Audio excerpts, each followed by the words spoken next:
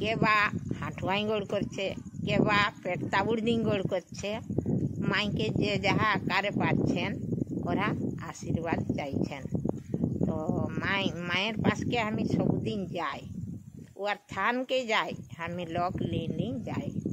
যাই হোক, জন লোককে আমি পারি ওরাকে লেগি নাই, জন লোককে আমি পারি নাই উগা আমি মায়ের ঠিনকে নিয়ে যাই।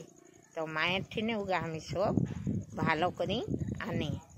তো মায়ের একটু আশীর্বাদ আছে। মায়ের যখন ইচ্ছা তখন আমি যাই, মায়ের ডোরি লাগি থাকলে আমি যখন ইচ্ছা তখন যাই মায়ের ঠিনে। এক মাসে আমি 2 বার 3 বার 3 থরও যাই, কারণ আমি একলাই যাই নাই, আমার সঙ্গে আরও কিছু লোকও যান, ওরাকে আমি দেখি এবং দেখাই।